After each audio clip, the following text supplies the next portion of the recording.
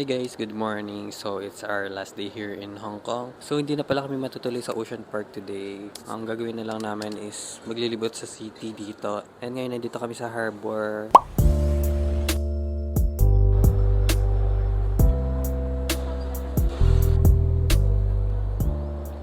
Karamihan ng brands dito is mga luxury brand. May Gucci, may Chanel, Kenzo Paris, Hogan.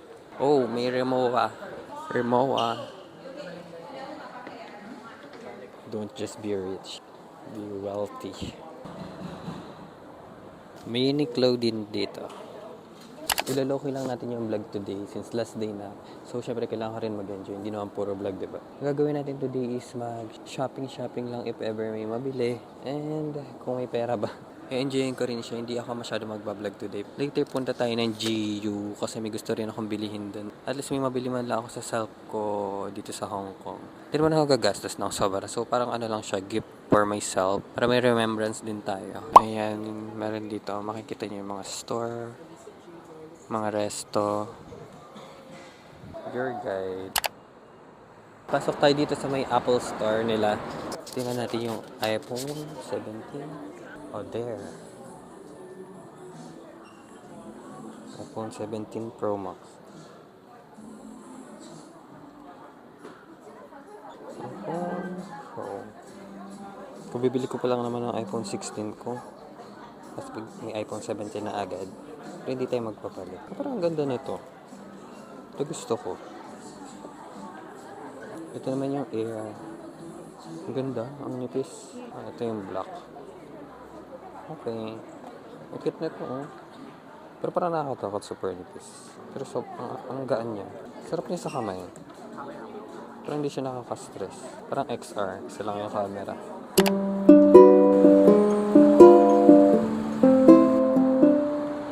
Ito na yung last episode ko dito sa Hong Kong. Surprise na lang kung saan yung next ulit. Hindi ko alam kung saan next time magta-travel. Maybe Vietnam, no? Or Korea. Hopefully.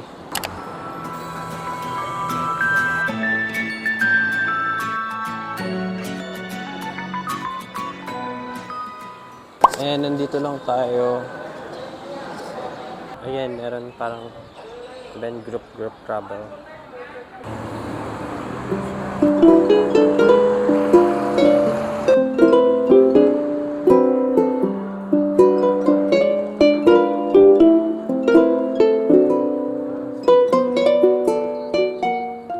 Nandito kami ulit sa may pinuntahan namin last time.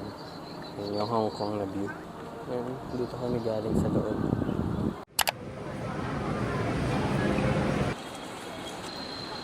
Hey guys, so isa na ako ngayon dito sa Mongkok. Nauna na ako sa mga kasama ko. So, naglalakad lang ako dito. Ayan. Galing na kami last time dito sa Mongkok. Pero syempre, last day. So, best place din naman siya puntahan. Pag gusto nyo mag-shopping or maggala-gala city. Dito tayo ulit sa shopping area. Masaya din maggala mag-isa. Pag nasa ibang bansa, you should try guys. Kasi iba siya, parang mas natututo ka pag navigate. Marami kayong matututunan. And, what I mean. Basta try nyo. Dito na ulit tayo sa mga market, mga souvenir. Galing na tayo dito, so di ko na masyado ibablog.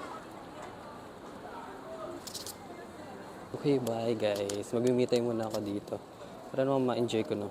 Mag-tingin-tingin din ako. And then, bibili ako pag may nakita ko maganda or gusto ko. Pag magpunta kayo dito, mamimili na kayo ng mga pasalubong, and gusto nyo mag-shopping, dito yung perfect na area. Kasi marami ditong bilihan. Naghahanap ako ng coffee. Kanina pa ako naghahanap actually. Punta tayo dito sa may GU. May gusto akong bilhin dito na pants. So, last day, it's me time day.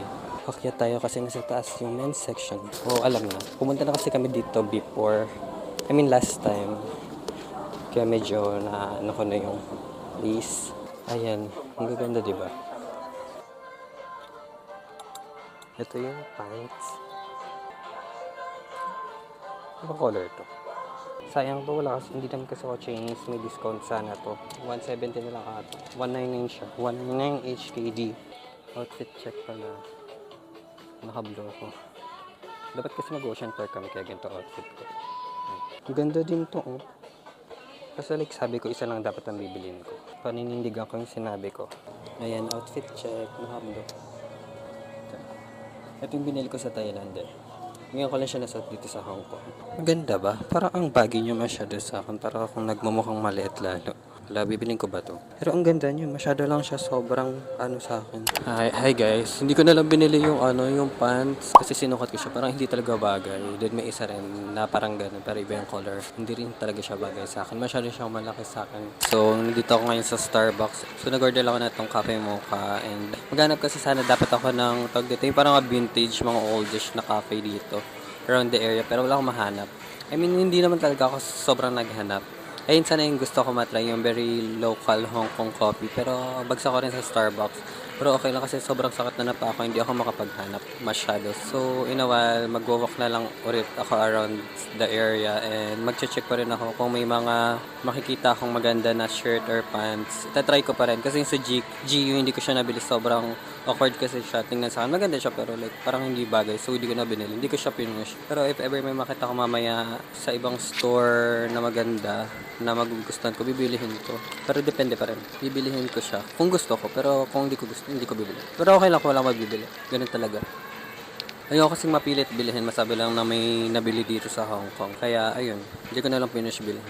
Meron naman siguro ganun sa Manila. So, yun, bababa na ako. Nasa second floor kasi itong Starbucks. And, ubusin ko lang to. Nag-coffee ako para may energy ako. Mag-walk. And, yeah, let's go. And, see you later. May meet time ulit ako. Gusto ko kasi ma-check yung mga tawag dito, yung very local. Gusto ko ng local experience na. Yung, alam mo, basta gets yung sinasabi ko. Kung into ganun kayo, let's go.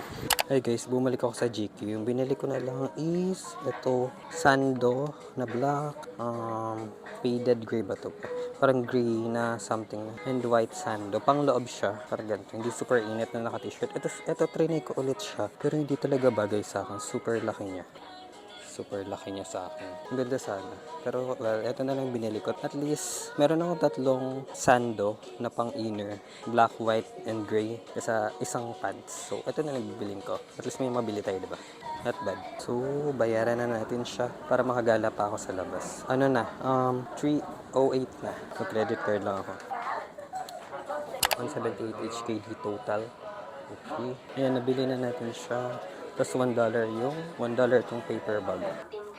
Okay na kami, nabili na rin ako kahit pa paano. Hindi ko naman siya finish. I mean, kailangan ko naman itong mga pang-inner na sando sa mga iba kong outfit. Kasi mainit pag t-shirt. Useful siya kasi black, gray, and white. Dito na ulit tayo sa labas.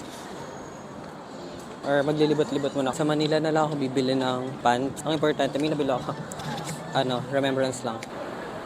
May mga dito, snacks, mga sweets. Kahapon bumili ako ng white rabbit at saka yung parang almond cookies. Parang mas mura dito, 20. Kasi yung kahapon, 28. Ang binili ko lang white rabbit at saka yung almond cookies. Dito meron din. Pero hindi kasi ako familiar sa mga snacks nila eh. Ano mga, parang ang mahal no? Huwag na lang siguro. Wala na rin. Hindi na rin kasi kasya sa luggage ko. Oo, nakakatapos ko lang mag-coffee pero like gusto ko matry yung milk tea dito. 3:30 na and kikitain ko na yung mga kasama ko. Kasi 6, kailangan makabalik na kami dun sa area ng pinag-i-stayan namin. Dun yung start ata ng city tour later. 7 ata yung start. So, meron pa tayong vlog mamaya. So, yun, nalis na kami dito sa Mongkok and see you again soon, Mongkok. Medyo matagal-tagal pa tayo babalik dito. Bye! See you later. Ayan, nakabili tayo ng milk tea dito sa may tawag dito, Linggam. Bili tayong King's Oolong Milk. 29. Nakabili ako. Nag-crave ako na ito kanina pa. Nakabili tayo. Bus tour na tayo guys. Let's go. I'm back. Last day tour. Wow. Hop on. Hop up. Kailangan maganda yung spot natin. Para maganda ang video. Let's go. Sa dulo dapat tayo. Hi guys, dito na tayo ngayon. Bus tour, nag-book kami sa Klook. Last tour na dito sa Hong Kong. Dapat Ocean Park, pero ito na lang. Much better to. So, let's enjoy. City tour. Hindi ko masyado ibibideo kasi syempre, enjoying ko tong last day. Para masaya, di ba? Konting video lang. So, let's enjoy our last day here in Hong Kong. Dito ko na rin i-end yung vlog ko. So, yun guys. Thank you for watching my Hong Kong vlog. See you on my next trip. Bye-bye. Commander na tayo dito ako sa pinakalikod para mas maganda yung view. Wala masyadong tao, di ba? I mean, walang background na tao sa likod. Much better dito sa dulo.